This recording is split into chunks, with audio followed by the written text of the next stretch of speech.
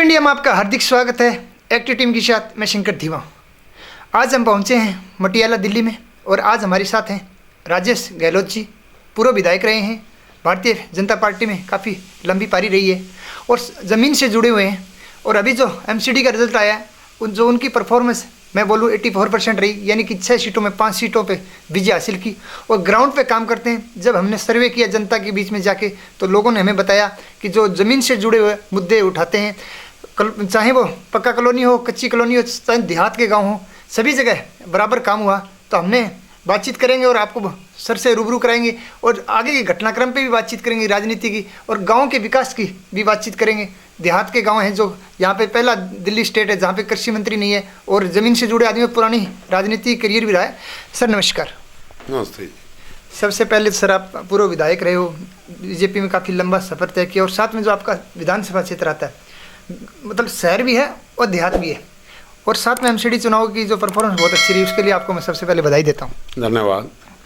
Sir बात करूँ मटियाला विधानसभा क्षेत्र की, काफ़ी काम हुए हैं। करीब 30 गांव हैं जहाँ पे मैंने देखा कि गलियाँ टूटी हुई हैं, अभी काम नहीं हो रहे। साथ में अभी एमसीडी में आपके 5 पार्षद चुन के हैं, तो विकास की लहर कैसे दौड़ेगी? ये निश्चित रूप से मैं कह सकता हूँ कि मटियाला विधानसभा एक ऐसी कॉन्स्टिट्यूंसी है। पहले तो मैं आपको बता दूं कि मटियाला विधानसभा दिल्ली की सबसे बड़ी विधानसभा है। लगभग 4.5 लाख वोटर इसके अंदर है और पहले 7 वार्ड होते थे, अभी 6 वार्ड हैं इसमें। और इसमें ग्रामीण क्षेत्र भी है, इसमें अनऑथराइज कॉलोनी भी है, इसमें झुग्गी झोपड़ी भी है, रीसेटलमेंट भी है, द्वारका जैसी पॉस कॉलोनी भी है। तो हर तरह का वोटर मैं ये कह सकता हूँ कि इस विधानसभा में है। और जब हम लोग थे तो निश्चित रूप से मैं कॉरपोरेशन में भी मेंबर रहा हूँ। 15 साल मैंने वहाँ भी काम किया। मैं चेयरमैन स्टैंडिंग कमेटी रहा, डिप्टी मेयर रहा, deputy leader of the house रहा, मैं डीडीए प्लानिंग बोर्ड का सदस्य रहा, मैं दिल्ली विद्युत बोर्ड का सदस्य रहा। अनेकों पोस्टों पे मैंने भारतीय जनता पार्टी के आशीर्वाद से पार्टी ने मुझे अनेकों जगह रखने का काम किया। और मैं बता दूँ जिस भी फील्ड में मैं गया हूँ, हमने केवल मात्र दिल्ली के विकास के लिए, क्षेत्र के विकास के लिए काम किया है। और आज भी मैं कह दूँ, आप जब हम थे तो दिल्ली देहात के लिए हम एक मिनी मास्टर प्लान लेके आए थे और मिनी मास्टर प्लान के तहत हर गांव में कम्युनिटी हॉल, हर गांव के अंदर पानी की व्यवस्था, हर गांव में एक लाइब्रेरी, इस तरह के काम हम लोगों ने, जब था डॉक्टर साहिब सिंह वर्मा जी थे उनके नेतृत्व में हम सब लोगों ने मिलकर काम किया था। उसके बाद देहात, बिल्कुल देहात की तरफ कोई देखता नहीं। सर मैं उसी तरफ आ रहा हूँ। जैसे मैं बात करूँ 3 द्वारका सेक्टर से 23 आता है जहाँ आपने बहुत अच्छा काम किया, पावर ग्रिड बनाया, स्पोर्ट्स के यहाँ पे खुले, साथ में जो सिनेमा घर भी बना, साथ में बहुत सारी जो गलियाँ, और आपने पूरा द्वारका चेंज कर दिया। लेकिन देहात में जब हम जाते हैं तो ये कभी महसूस होती है कि थोड़ा सा भेदभाव किया है। देखिए, जिस समय हम थे उस समय हमने देहात में भी बहुत काम किया।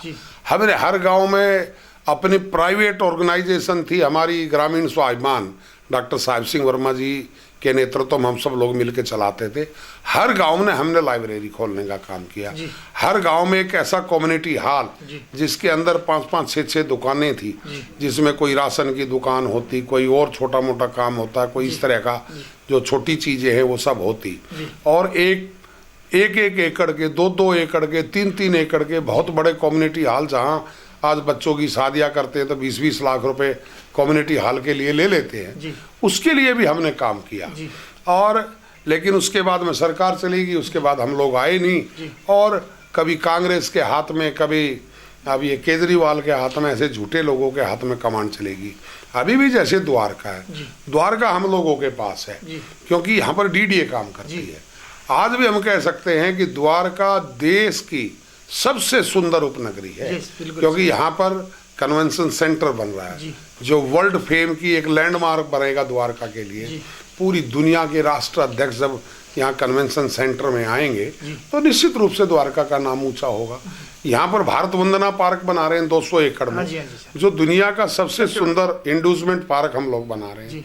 यहाँ पर गोल्फ कोर्स है, यहाँ स्पोर्ट्स कॉम्प्लेक्स है। एक सेक्टर 19 में लगभग 2,500-3 हज़ार करोड़ की लागत से बहुत सुंदर इंटरनेशनल लेवल का एक स्पोर्ट्स कॉम्प्लेक्स, उसके अंदर फुटबॉल स्टेडियम भी है, क्रिकेट पिच भी है, सभी तरह की स्पोर्ट्स की एक्टिविटीज़ जिसमें इंटरनेशनल लेवल के स्पोर्ट्स खिलाड़ी तैयार किए जाएंगे, वो भी उसका भी शुभारंभ हो गया। 5 नए फुट ओवर ब्रिज बन गए, एक अंडरपास द्वारका के नीचे से नया एक और निकाल रहे हैं, एक तो निकल ही रहा है, ये तो निकल रहा है, लेकिन द्वारका की एंट्री के लिए एक और एयरपोर्ट के नीचे से एक नई एंट्री वो भी शुरू कर रहे हैं। और यहाँ नॉर्दर्न इंडिया का रेलवे स्टेशन, यहाँ नॉर्दर्न इंडिया का बस अड्डा, वो सब द्वारका सेक्टर 24 से चलेगा। यहाँ पर मेट्रो आपको पूरी द्वारका में दोनों तरफ की मेट्रो है, दोनों को कनेक्टिविटी है सेक्टर 21 में। तो अनेकों यहाँ CGS के जो सीनियर एक्सप्रेस वे भी अच्छा ही, हाँ, और एक्सप्रेस वे यहाँ से दिल्ली से गुड़गांव एक्सप्रेस वे नया बनाया है। एक नया अभी UER 2 के नाम से है, जो अर्बन डेवलपमेंट रोड नंबर 2, जो ये आपका जो NH8 है, NH8 से NH1 को जोड़ेगा। 3 NH उसमें जुड़ेंगे, एक ये रोहतक रोड, उधर GT करनाल रोड और इधर गुड़गांव रोड। इसके ऊपर स्पीड से काम चल रहा है, मैं समझता हूँ कि अगले 6 महीने में ये भी चालू हो जाएगा। एक गुड़गांव दिल्ली टू बम्बे जो 400-450 किलोमीटर कम पड़ेगा पहले रास्ते से, वाया अलवर होते, उसके ऊपर जोर शोर से काम चल रहा है। तो अनेकों ऐसे काम, अनऑथराइज कॉलोनियां हैं। दिल्ली की पॉपुलेशन लगभग 50 लाख लोग दिल्ली की अनऑथराइज कॉलोनियों में रहते हैं। अनऑथराइज कॉलोनियों में अभी आपने देखा कि DDA ने इनको रीडेवलपमेंट के नाम पे इसका एक प्लान बनाया है, और इसमें जो लोगों के पास कच्चे कागज थे, GPA थी बाहर की, आज उनको पक्की रजिस्ट्री देने का काम कर रहे हैं। कुछ चीज़ों में कठिनाई है 19-20, लेकिन वो भी दूर होंगी। और 100% आज लोगों ने अपनी कष्ट कमाई का एक एक पैसा, जो अपने किसी के बच्चे की, किसी ने दूध कम पिलाया होगा, किसी ने अपने जेवर गिरवी रखे होंगे, अपना पेट काट काट के थोड़ा थोड़ा पैसा इकट्ठा करके, जो पैसा इकट्ठा करके अनऑथराइज कॉलोनियों में मकान लिए, आज उनके पास एक सम्मान के साथ जीने का जो अधिकार भारतीय जनता पार्टी ने दिया कि उनको आज पक्की रजिस्ट्रियाँ मिल रही हैं। उन रजिस्ट्रियों से वो लोन ले सकेंगे, अपने बच्चों को अच्छे स्कूलों में पढ़ा सकेंगे, उस बिल्डिंग को, अपने मकान को 4 मंजिल मकान बना सकेंगे। तो हर तरह से लोगों को उसका लाभ मिलेगा, क्योंकि ये भी जल्दी हुआ था, तो उसका आम जनता तक पूरी मैसेज नहीं जा पाई। लेकिन आने वाले समय में मैं कह सकता हूँ कि 50 लाख लोगों को इसका लाभ मिलेगा, और निश्चित रूप से दिल्ली की तस्वीर और तकदीर बदलेगी। दूसरा सर, मैं किसानी की तरफ आता हूँ। आप माननीय प्रधानमंत्री नरेंद्र मोदी के विकास मतलब देखिए, दिल्ली मैं एक चीज और भी बताता हूँ आपको कि दिल्ली देश की राजधानी है। बहुत सारी चीजें, ये केजरीवाल बहुत खचरा आदमी है, ये बहुत झूठा और निकम्मा और बेईमान तरह का आदमी है। अब दिल्ली में आयुष्मान भारत लागू नहीं किया, जिसमें 5 लाख रुपए तक का इलाज फ्री होता है। मोहल्ला क्लिनिक खोल दिए, वो मोहल्ला क्लिनिकों में डॉक्टर नहीं है, मोहल्ला क्लिनिकों में दवाई नहीं है, मोहल्ला क्लिनिकों में सुअर लौट रहे हैं, मोहल्ला क्लिनिकों में गाय लेट रही है। आप 2-4 मोहल्ला क्लिनिकों का जाके इंस्पेक्शन करो। हम करेंगे सर। अब प्राइवेट जो हमारे दिल्ली गवर्नमेंट के जो स्कूल है, आप उनमें जाइए। हमने इतने नए स्कूल बना दिए, एक भी स्कूल। सर मैं उस पर आता हूँ।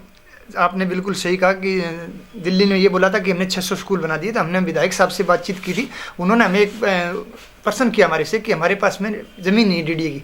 अभी MCD के थ्रू उनके पास DDA की ज़मीन आ गई है, अभी हो सकता है वो स्कूल बनाए। आपको बहुत बड़ी गलत फहमी है, क्योंकि मैं DDA का मेंबर रहा हूँ जी, 5 साल DDA प्लानिंग। हमने नहीं है, हमने तो क्वेश्चन किया तो नहीं, मैं आपको बता रहा हूँ, मैं DDA का प्लानिंग बोर्ड का सदस्य रहा हूँ। ठीक है। और यहाँ से केजरीवाल का विधायक गुलाब सिंह कहता है कि हमारे पास जमीन नहीं थी। आप RTI उठा के लगाएं और आप देखें कि इनके पास कितनी जमीन थी, कितने प्लॉट इनको अलॉट हुए, मैं बता सकता हूँ। हमने कुतुब विहार, जनता की, मैं वही बता रहा हूँ, कुतुब विहार में हमने इनको लैंड दिया, आज तक उसकी बाउंड्री वाल करके छोड़ दी, नहीं बनाया। श्याम विहार में हमने लैंड दिया, बाउंड्री वाल करके छोड़ दी, नहीं बनाया। यहाँ अर्जुन पार्क में लैंड दिया, नहीं बनाया। सेक्टर 19 में लैंड दिया, नहीं बनाया।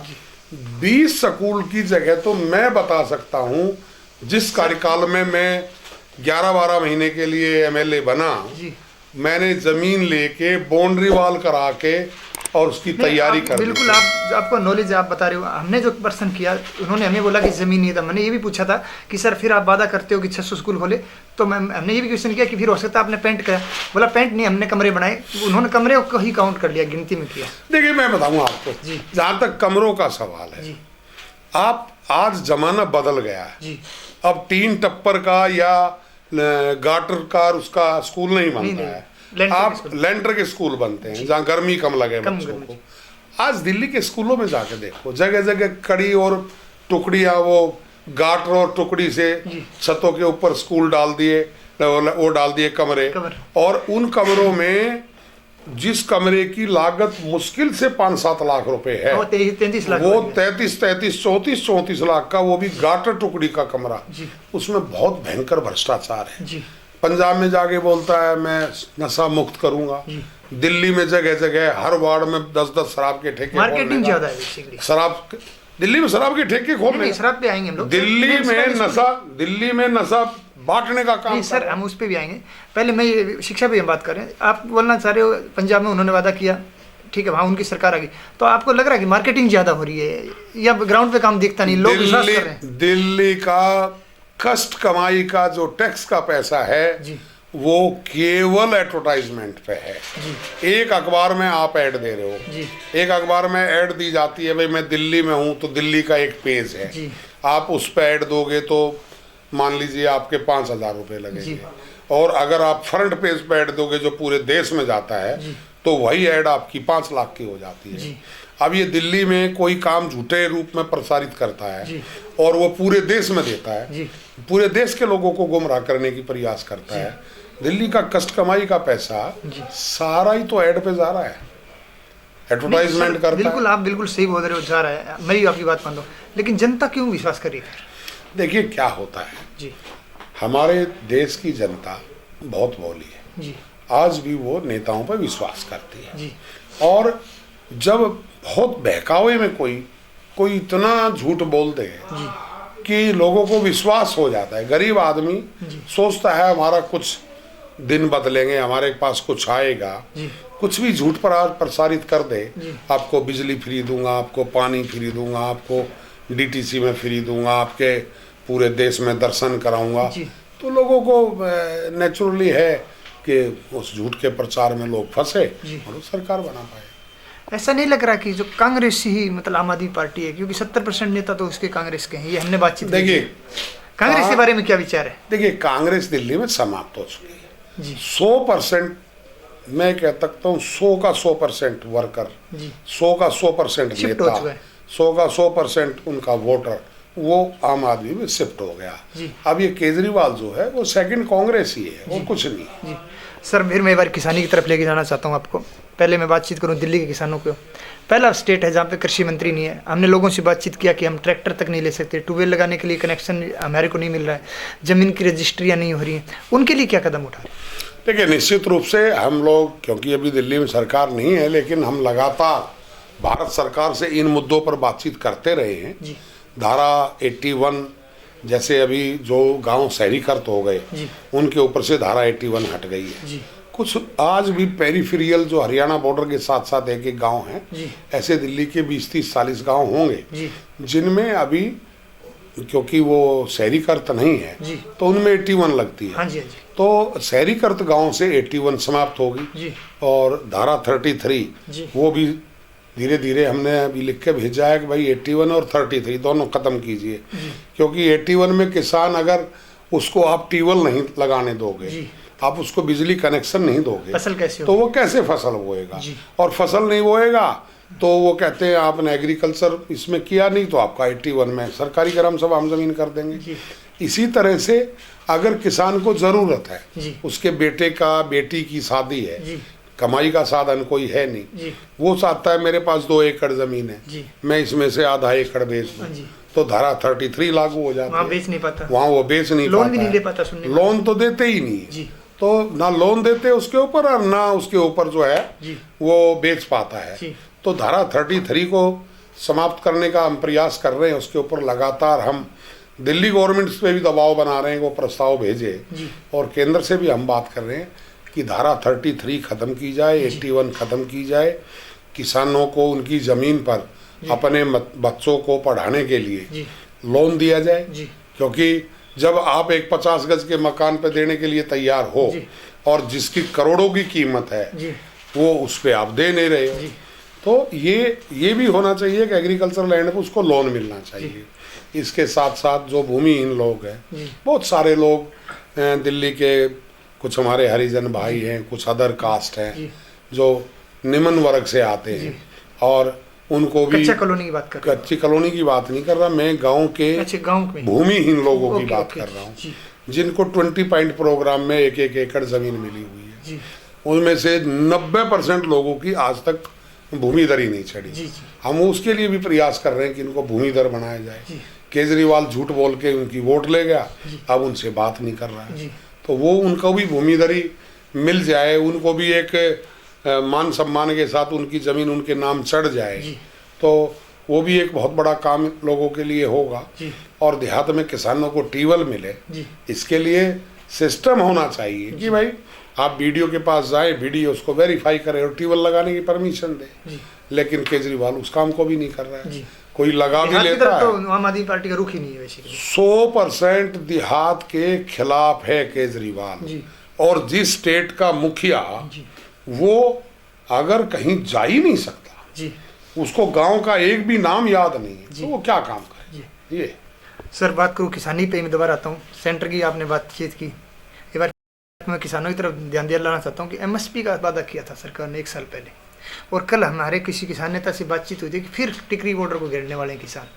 तो जब आप सेंटर से किसानों की बात करोगे तो इन किसानों जो एमएसपी के ऊपर क्या आपका विचार है, क्योंकि आप बड़े जाट नेता रहे और नरेंद्र मोदी जी के भी करीबी मानी जाती है आप, तो जो 1 साल हो गया उसके ऊपर कृषि मंत्री से कोई विचार विमर्श हुआ या आगे करोगे कि एमएसपी किसानों को दी जाए?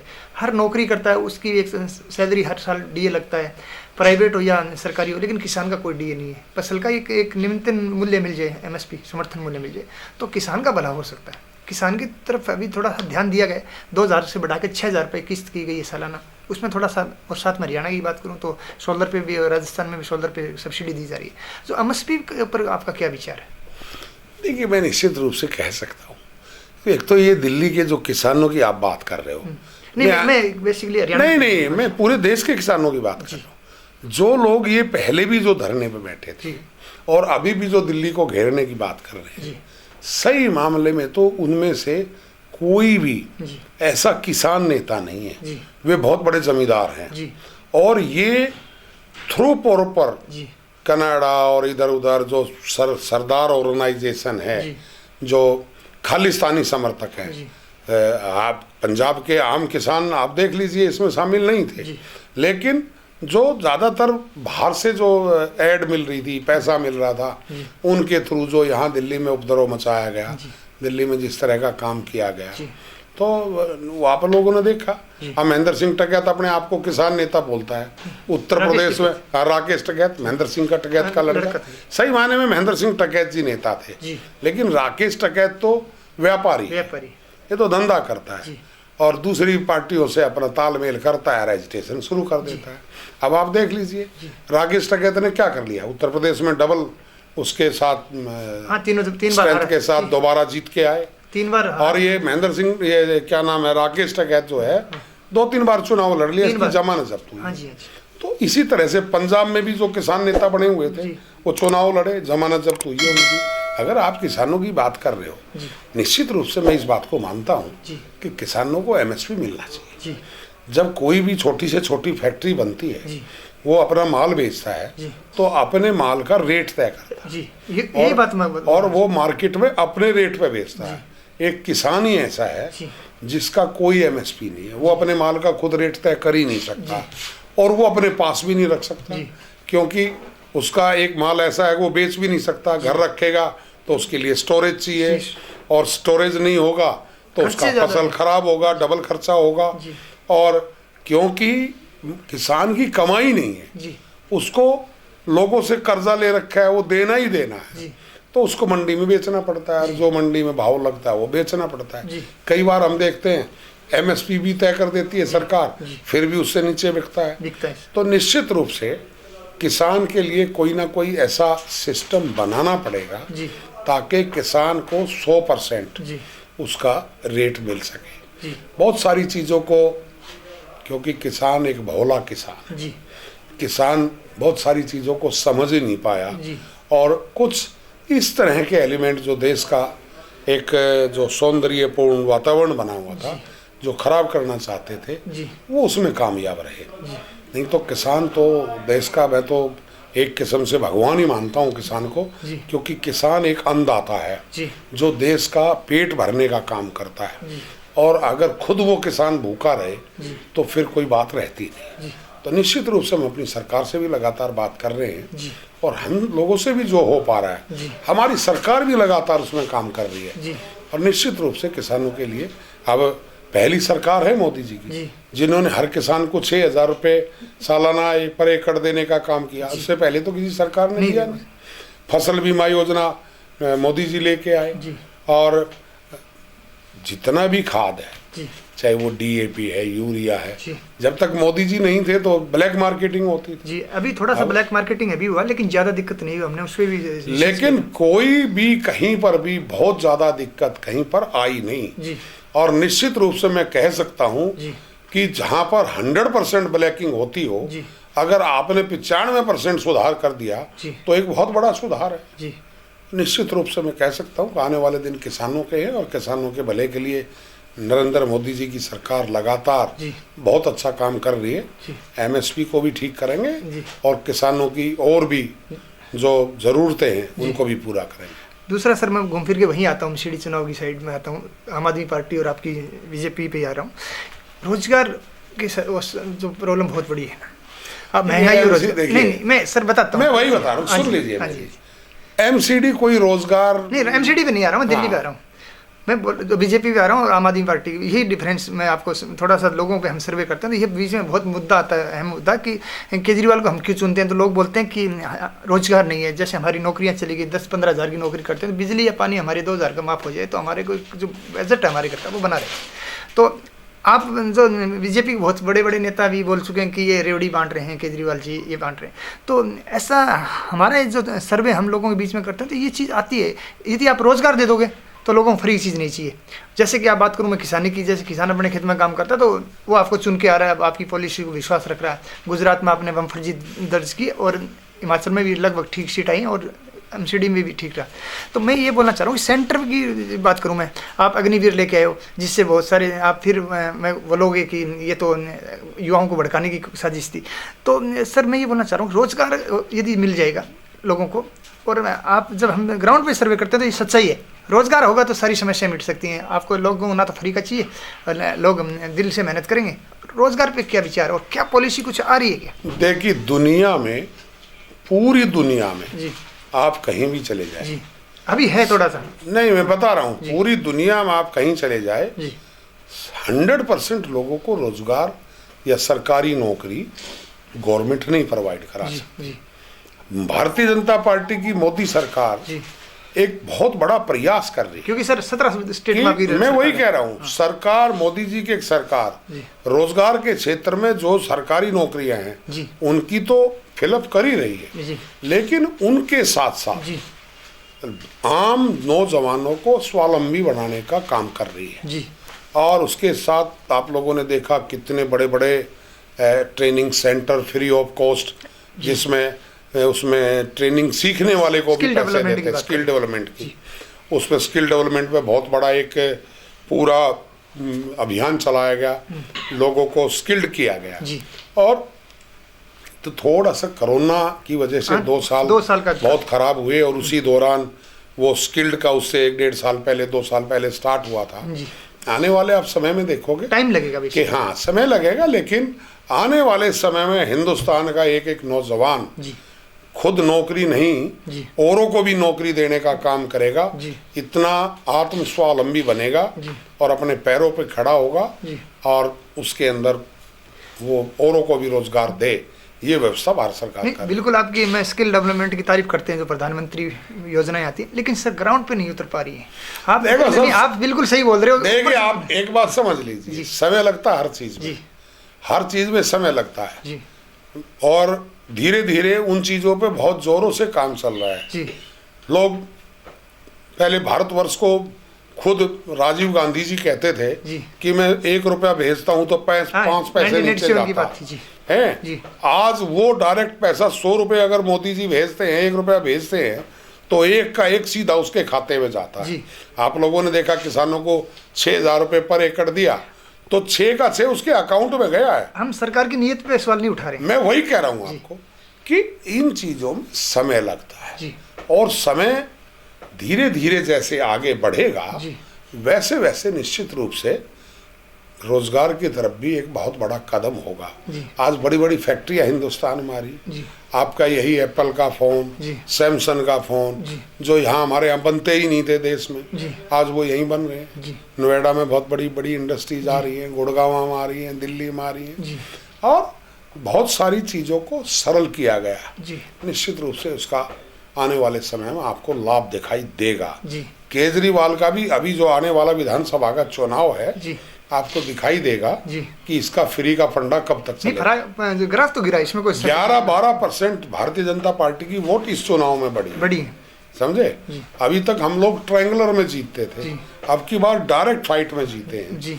और थोड़ा सा 19-20 हमारी कुछ लोगों से ही गड़बड़ रही कि 19-20 टिकट जो है हम सही एनालिसिस नहीं कर पाए। इसी पर आ रहा था मैं घूम फिर के कि ये गुटबाजी का थोड़ा सा नतीजा। कोई गुटबाजी नहीं है, कई बार एनालिसिस करने में थोड़ी सी दिक्कत हो जाती है तो 10-20 सीटों में थोड़ा एनालिसिस हम लोगों का गलत चला गया, वही मेन थी और वही मेन थी तो उसी से हम लोग सीट हार गए, हमारी सरकार आती। तो सर एक बात, एनालिसिस गलत हुआ आप भी मानते हो तो उन पे कार्रवाई होगी कि नहीं होगी? देखिए नहीं देखो सुन लीजिए सभी चीजें सबके संज्ञान में है।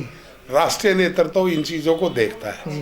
राजेश गहलोत तो एक छोटा सा कार्यकर्ता नहीं, आपको बोल भी नहीं सकते, आपने तो 84 मैं तो एक छोटे सा बहुत छोटा सा कार्यकर्ता नहीं, आपने जो सीटों का बंटवारा किया उसमें सीधी आपकी 6 में से 5 जीतनी, तो आप तो मतलब विनर हैं, तो आपकी उस पर हम सवाल उठाएंगे भी नहीं। और लेकिन मैं ये पूछ रहा हूँ कि आपको सब पता है ये चीज़ें कि, और जब सर्वे में भी आए हमने आपसे पहले भी ये बातचीत की थी कि ऐसे हुआ है कि पदाधिकारियों ने वोट डाल दिए दूसरी पार्टी को, तो उन पर कार्रवाई होगी नहीं, ये पूछना सर। ये कांग्रेस की तरह है कि देखिए जिन्होंने भी पार्टी के प्रत्याशियों के खिलाफ भीतर घात किया है निश्चित रूप से उनके खिलाफ पार्टी कार्रवाई करेगी और हम लोग भी पार्टी को इस बात को पार्टी के अंदर जोरदार तरीके से उठाएं। बहुत बहुत धन्यवाद सर। धन्यवाद सर। आज हमारे साथ थे राजेश गहलोत सर, उन्होंने अपने विचार रखे, शिक्षा, रोजगार और किसानों पे खुलकर बातचीत की और आने वाले समय में किसानों के लिए जो नीति आ रही है वो ज़रूर डायरेक्ट फायदा करेगी किसानों को, खासकर दिल्ली के किसान नहीं जो पूरे भारत के किसान हैं उनको लाभ मिलेगा। और एमएसपी पे जो सर ने जोरदार बात करते हुए बोला कि हम सेंटर से भी बातचीत करेंगे, यानी कि कृषि मंत्री से भी इस बार बातचीत करेंगे और किसानों के हित पे काम करेंगे। आज बस इतना ही, कल फिर मिलेंगे एक नई मुहिम के साथ, तब तक के लिए जय हिंद जय भारत। आप हमारे चैनल को लाइक शेयर एंड सब्सक्राइब जरूर करें। वंदे मातरम। नमस्कार।